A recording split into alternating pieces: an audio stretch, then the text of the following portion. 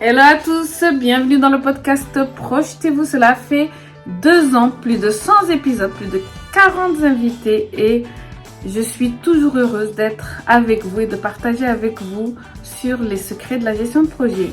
J'annonce la série de l'été. C'est une série qui va vraiment parler tout d'abord de comment vous pouvez aborder votre nouveau rôle de chef de projet ou de PMO, quels sont les tips, les erreurs à éviter et aussi la posture à adopter. Donc vraiment, je vais vous accompagner pas à pas pour prendre vos fonctions et être le plus serein possible. Et puis une deuxième partie de cette série de l'été sera consacrée à la certification PMP, Project Management Professionnel, où je vous accompagne pas à pas pour réviser pour votre certification PMP. Alors restez à l'écoute, n'hésitez pas à soutenir ce podcast en vous abonnant et en laissant des commentaires et avis. Bonne écoute. Bonjour à tous et bienvenue dans ce nouvel épisode de Projetez-vous. Aujourd'hui, c'est le dernier épisode de la série Réussir mes 100 premiers jours en tant que chef de projet ou PMO. Je suis vraiment triste d'arriver à la fin de cet épisode et j'espère que vous avez eu autant de plaisir que moi à écouter les épisodes que je ne les ai rédigés et produits. Je pense vous avoir donné assez de fiches pratiques et de conseils pour pouvoir justement bien étudier la situation dans laquelle vous trouvez et poser les bonnes bases en tant que chef de projet. Aujourd'hui, nous allons plutôt nous tourner vers l'avenir, vers comment vous voyez votre carrière dans l'avenir. N'hésitez surtout pas si vous avez besoin de plus de précision sur un des aspects de votre prise de poste en tant que chef de projet et PMO, mais je pense que je vous ai donné l'essentiel. C'est vraiment ce vers lesquels mes coachés viennent me voir. C'est souvent pas un problème de technicité vraiment, mais je vous mets en lien dans la description de l'épisode le kit du chef de projet où vous aurez tous les templates à votre disposition que vous pouvez utiliser, comme je vous ai dit, pour créer l'effet wow, ou bien parce que vous voyez qu'il y a des parties prenantes qui sont assez compliquées ou il n'y a pas de tableau de bord mis en place. Donc tous ces outils-là, ce sont des outils, comme je les appelle, des outils techniques qui sont facilement trouver, que vous pouvez facilement justement télécharger, donc soit via le blog gestion de projet avec qui j'écris justement souvent des articles et je fais des webinaires, ou bien sur YouTube. Moi, ce que j'ai voulu vous traduire dans les épisodes de la série Réussir ses 100 premiers jours, c'est vraiment votre posture, votre attitude, comment aborder et vraiment garder la bonne impression dès les premiers jours et comment aussi montrer votre professionnalisme parce que souvent le faire savoir il est pas assuré de votre côté, c'est-à-dire que vous avez le savoir-faire, vous pouvez prendre n'importe quel projet mais communiquer là-dessus, montrer à vos équipes ou à vos supérieurs que vous en avez la compétence, que vous êtes professionnel. Des fois, ça met un peu plus de temps et c'est souvent sur cela que j'accompagne mes coachés. Donc, je pense vraiment avoir abordé tous les sujets. N'hésitez pas à liker si vous avez apprécié les épisodes de la série, vous abonner et si vous aviez d'autres sujets à aborder, n'hésitez pas à revenir vers moi. Justement, c'est le dernier épisode de la série. Peut-être qu'il y a un angle que je n'ai pas étudié, analysé et que je pourrais refaire dans un épisode futur de Projetez-vous. Donc aujourd'hui, pour clore un petit peu cette saison, et ça va être aussi une passerelle vers ma prochaine série d'épisodes, je vais vous parler d'avenir. Vous avez pris un poste de chef de projet ou PMO, peut-être que vous avez déjà une expérience conséquente en chefferie de projet, peut-être que vous avez pris le poste de PMO, ça m'est déjà arrivé, alors que vous aviez 10 ans d'expérience en tant que chefferie de projet, que vous aviez juste besoin de cette série Réussir ses 100 premiers jours pour un petit peu comprendre les contours du rôle de PMO. Ou bien tout simplement, vous êtes chef de projet depuis un certain nombre d'années et vous ne savez pas de quoi votre avenir sera fait. Alors aujourd'hui, je vais vous trouver quelques pistes. Si vous avez ces interrogations, je pourrais pas aller au cas par cas et un peu plus dans le détail, mais j'avais envie aujourd'hui de vous parler de votre avenir parce que souvent, quand on est dans le feu de l'action, quand on est chef de projet, qu'on doit suivre un projet sur les tâches actuelles, eh ben, on oublie de prendre le recul, de se dire après ce projet, qu'est-ce que je vais devenir? Après ce poste, quelles sont mes perspectives? On appelle ça souvent dans l'entretien professionnel, je ne sais pas si vous avez déjà été ressources humaines ou team leader, on appelle ça l'employabilité. Alors, quelle est mon employabilité? Comment est-ce que je peux être mobile du poste actuel et puis vers un autre poste ou bien changer tout simplement d'entreprise, trouver des missions? Qu'est-ce qui fera la différence sur mon CV? Qu'est-ce qui fera aussi que je vais adopter la bonne posture, que je vais avoir le bon vocabulaire professionnel, que je serai à même justement de bien suivre d'abord l'entretien, d'obtenir ces nouveaux postes, ces nouvelles promotions, mais aussi d'assurer dans des nouveaux challenges liés à la gestion de projet. Eh bien, je ne sais pas si je tourne autour du pot depuis tout à l'heure, mais vous l'aurez compris, je vais aborder dans cet épisode l'intérêt pour un chef de projet de se certifier et pour ensuite embrayer dans la série de l'été suivante qui sera En route vers PMP, vous donner quelques exemples ici de certification, leurs avantages et leurs inconvénients et pourquoi, si vous avez déjà commencer en tant que chef de projet. Comme je vous ai dit, là, c'est vos 100 premiers jours de chef de projet, mais vous pouvez être en milieu de carrière, avoir 10 ans d'expérience. Si vous n'avez pas de certification, vous n'avez pas de visibilité sur votre avenir, eh bien, c'est peut-être le moment d'y penser pour voir justement à horizon 2030, peut-être. Nous arrivons petit à petit vers 2030. Qu'est-ce qui vous fera justement gagner en assurance, en professionnalisme, en posture et en technicité. J'ai déjà fait un épisode que je vous mettrai en description qui vous présentait toutes les certifications qui existaient. Il y avait des certifications Agile, Prince, PMP, CAPM, ACPM. J'aime beaucoup vous dire tous ces acronymes. Si vous voulez vraiment savoir à quoi correspond chaque acronyme, je vous mets en description le lien de l'épisode. N'hésitez pas à vous y référer. Donc aujourd'hui, nous allons passer à la série Pourquoi PMP? En route pour PMP. Mais tout d'abord, il faut savoir si vous êtes vraiment intéressé. Est-ce qu'une formation certification PMP est bonne à ce niveau-là de votre parcours, de votre secteur? Donc c'est ce que nous allons voir ici même. Donc aujourd'hui, vous avez pris un poste de chef de projet, peut-être que c'était la juste avancée des choses. Moi, c'est ce qui m'est arrivé, c'est-à-dire que je suis arrivée sur un poste, j'ai petit à petit secondé la chef de projet et ensuite, au bout de 3 ans, j'ai été responsable d'une équipe d'une 20aine de personnes et j'ai appris plutôt par la pratique la gestion de projet. Puis à un moment, je me suis dit,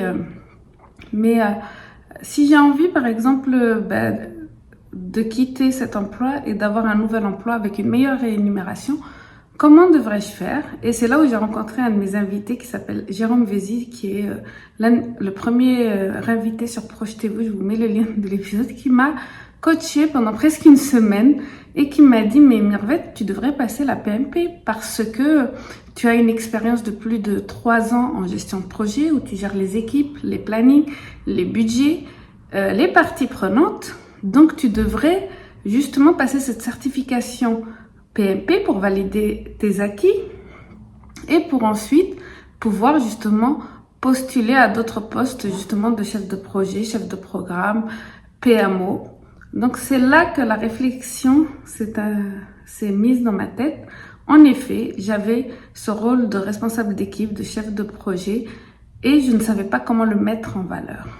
Alors, j'ai commencé justement à écouter des podcasts, lire des blogs, aller sur YouTube, m'inscrire au MOOC gestion de projet de Centrale Lille pour avoir une idée de ce qu'est la gestion de projet. Et puis, ensuite, à un moment, j'ai pris la décision de me certifier PMP. Mais avant, j'ai fait un tour d'horizon de toutes les certifications. Sachez que je vais vous dire un petit peu mes choix. C'est tout simple, c'est tout au début. Alors, est-ce que j'ai 5 ans d'expérience en gestion de projet? La réponse pour moi était oui. Donc, de ce fait, il y avait des options qui étaient intéressantes qui se portaient vers moi. Une, c'était PMP. Une autre, c'était Prince2. Et puis, si je voulais me certifier Scrum Master ou PSPO, par exemple. Si je n'avais pas répondu oui à est-ce que vous avez plus de 5 ans d'expérience, eh bien, j'aurais pu avoir comme choix la CAPM. C'est un Certified Agile Practitioner. Donc, c'est un peu comme Project Management Professional, PMP, mais c'est pour un petit peu les débutants. Par exemple, les personnes qui sont étudiantes peuvent passer la CAPM. Ça leur permet d'acquérir un vocabulaire, de pouvoir se professionnaliser dans la gestion de projet et d'acquérir sereinement, plutôt que sur le tas, à peu près comme moi je l'ai fait, des compétences en gestion de projet et de compléter leur nuancier. C'est-à-dire que quand on est sur le tas, sur le terrain, on ne va pas aborder tous les thèmes de la gestion de projet, c'est-à-dire la gestion des risques, peut-être qu'on ne fait pas le planning, ou on ne fait pas la gestion des ressources, ou bien on ne fait pas la gestion du budget. Alors que si on prend une certification comme le CAPM, eh bien on a une visibilité de toutes les compétences, toutes les méthodes, tous les outils qu'il faut maîtriser en gestion de projet. C'est vraiment cela la différence entre CAPM et PMP. Si on a moins de 5 ans d'expérience, bien sûr, on a les mêmes options pour l'agilité que celles que je vous ai dit pour plus de 5 ans d'expérience. Donc, je vais passer maintenant sur ces certifications agiles. Donc, ça peut être toujours Project Management Institute, la ACPM, je crois, Agile Practitioner. L'Agile Practitioner, ça peut être aussi PSPO, Product Owner, ou bien Scrum Master. Il y a l'Agile Alliance ou bien il y a le Scrum.org qui vous donne ce genre de certification. Ça, c'est vraiment plutôt si vous êtes dans un domaine qui est très agile, très développement, très logiciel, marketing digital. Donc, je pense que ça peut être une première étape si vous avez 3 ans d'expérience ou si vous avez les 5 ans d'expérience et que vous avez besoin de renforcer votre agilité et de connaître bien vraiment la théorie par rapport à ce que vous voyez, vous, sur le terrain, dans les différentes entreprises. Comme ça, vous arrivez, vous vous positionnez en tant que Product Owner ou en tant que Scrum Master pour des logiciels. Voilà, je vous parlerai de ces rôles de Product Owner ou Scrum Master dans Route vers PMP, parce que dans la PMP, bien sûr, on doit connaître l'agilité aussi. Ce qui va vers, tout naturellement, vers pourquoi j'ai choisi PMP par rapport à Prince2. J'ai vu que Prince2, c'était plutôt un catalogue de méthodologies et d'outils, alors que PMP, c'est vraiment une philosophie sur la gestion de projet, l'état de l'art du métier de chef de projet. Et il y avait ce PMBOK qui est un peu la bible de la gestion de projet. J'ai trouvé que c'était une certification, une formation beaucoup plus complète. À l'époque, je m'étais tournée vers quelqu'un et on voit qu'il y a 2 écoles. Il y a certaines qui se dirigeront plutôt vers Prince2 et des entreprises qui seront plutôt orientées Prince2 et d'autres qui seront orientées PMP. Eh bien, moi, je me suis dit que la PMP, c'était tout de suite un grand pas et je saute et ça allait me demander plus de 150 heures de travail. C'était un examen difficile, mais que je pensais que ça en valait la chandelle parce que pour moi, c'était le Graal, en fait. Si tu as la PMP, après, ça t'ouvre énormément de portes et c'est ce qui a été le cas pour moi après. Il y a eu un avant-après PMP. Je ne sais pas si vous écoutez souvent les épisodes de Projetez-vous, mais c'est vrai que j'ai un avant-après PMP qui fait que ma posture, plus de leadership a changé.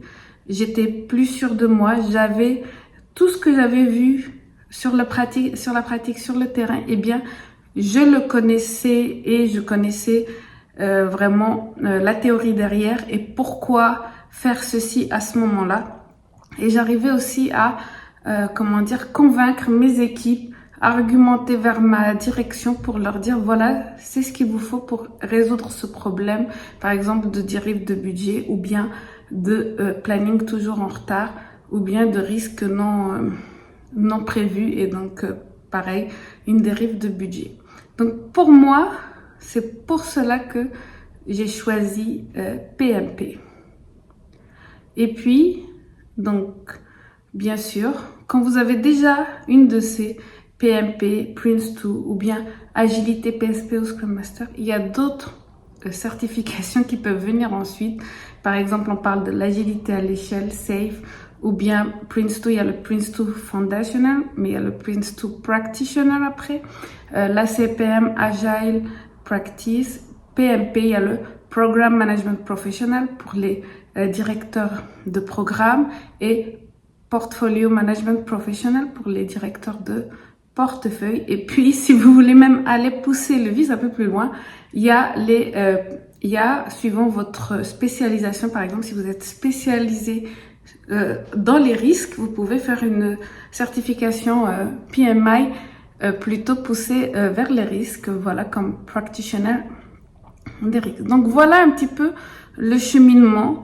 Toujours se poser cette question, mais avant tout, il est temps de prendre votre vie comme un projet. Je vous l'ai déjà dit, par exemple, dans un épisode que je vais vous mettre en description sur les KPI ou les objectifs. Quel est votre objectif d'ici 3, 5, 10 ans? Si dans 10 ans, vous avez décidé de tout arrêter, d'avoir fait assez d'économies d'ici là et de pouvoir aller vivre, par exemple, sur une île déserte à Bali ou à Madagascar, eh bien, pour arriver à cet objectif-là, ce n'est pas le même chemin que si vous voulez, dans 10 ans, devenir directeur, CTO, chef d'entreprise. Il y a différents types de chemins pour y parvenir. Et l'un d'entre eux peut être la gestion de projet, chef de projet. Donc, pour cela, peut-être que vous avez envie d'augmenter, par exemple, votre revenu de 15% d'ici 2 ans et puis de 50% d'ici 5 ans, c'est tout à fait possible. Et puis l'un des chemins pour y parvenir, justement pour avoir des postes avec plus de responsabilités, plus de revenus, c'est effectivement passer par la certification. Et la certification PMP est l'un des moyens d'y arriver d'ailleurs. Les personnes certifiées PMP ont justement 20 à 30% de salaire en plus par rapport à celles qui ne sont pas certifiées.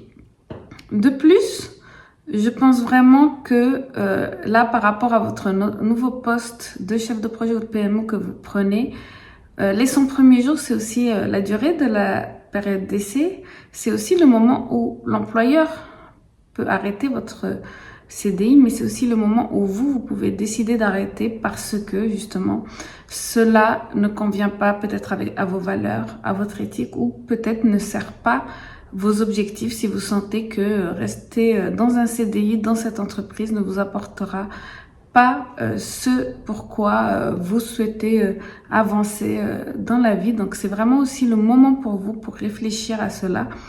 Et quitter une période d'essai ne se prend pas à la légère, n'est pas facile à prendre par exemple.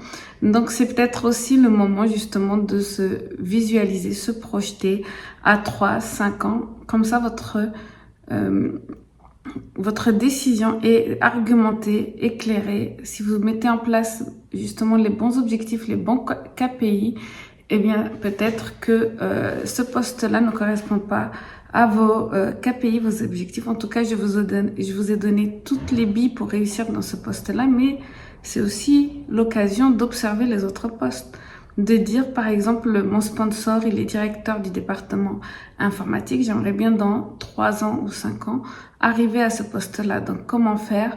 La certification PMP peut être un premier pas. Peut-être qu'il faudra vous certifier ITIL pour avoir tous les processus liés à l'informatique.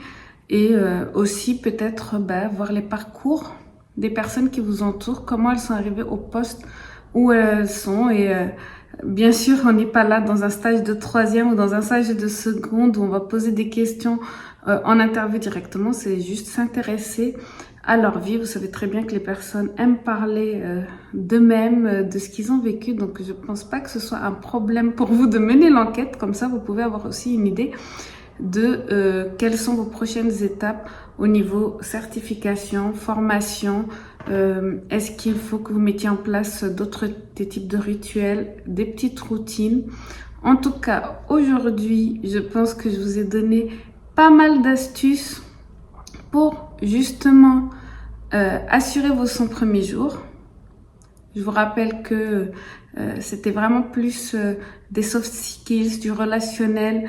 Mais si vous avez besoin de plonger plus profondément dans la technicité, je vous ai mis déjà dans le premier ou le deuxième épisode de la série des liens vers des ressources. Et puis ici, je vous donne le lien vers le kit du chef de projet, du blog gestion de projet qui est assez complet. Donc, à chaque situation, vous pouvez sortir un template et le mettre à jour, le contextualiser, le brander à votre entreprise et je vous assure que ça fera un effet wow. Et nous avançons tout doucement dès la semaine prochaine vers le premier épisode de En route vers PMP où je vais vous accompagner cet été dans vos révisions de Project Management professionnel.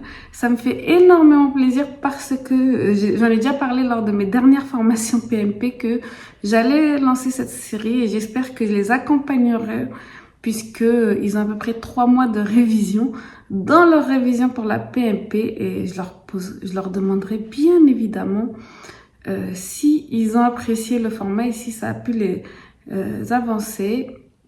Donc n'hésitez pas à me retrouver dès la semaine prochaine si vous êtes intéressé par cette certification PMP parce que la prochaine dizaine d'épisodes va s'adresser à tous ceux ou celles qui veulent réviser la PMP, mais ça peut aussi s'adresser à des personnes qui veulent monter en compétences en gestion de projet. Là, on va aborder justement dans la prochaine série beaucoup de technicité, beaucoup de modèles connus qui ont été développés en gestion de projet.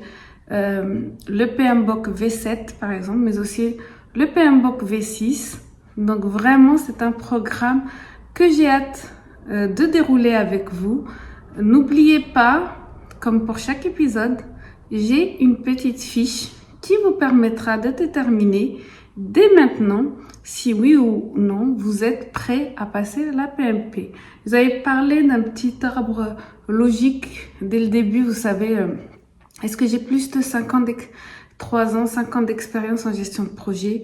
Oui, non, sinon j'ai ces possibilités-là comme la CAPM ou bien PSPO. Oui, il y a l'Agile Practice, le Prince 2 Practitioner ou bien le PMP. Et là, vraiment, cette fiche, ce sera une fiche diagnostic. Est-ce que vous êtes prêt à passer la certification PMP? Est-ce que vous avez tout ce qu'il faut pour la passer? Et puis, dès la semaine prochaine, on va introduire le sujet de la certification PMP et commencer notre beau programme de révision pendant cet été pour PMP.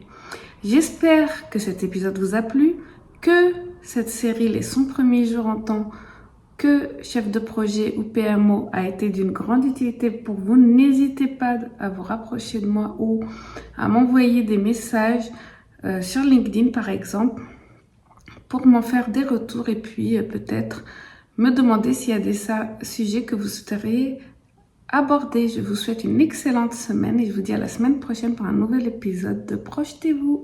Merci d'avoir écouté l'épisode du jour. Si ça vous a plu, n'hésitez pas à commenter, donner votre avis sur votre plateforme d'écoute préférée et vous pouvez aussi me joindre en message par exemple sur LinkedIn.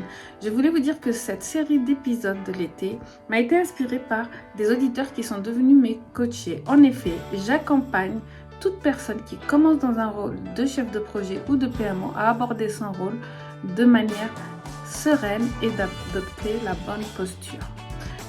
Pour ce qui concerne aussi les épisodes sur la certification PMP, je suis formatrice PMP et des fois, il y a certaines personnes qui ont besoin d'un petit coup de boost et c'est ce que je leur apporte aussi en les accompagnant pour être sûr de réussir leur certification PMP. N'hésitez pas à me contacter sur LinkedIn si vous voulez que je vous accompagne sur l'un de ces deux sujets. Je vous dis à la semaine prochaine.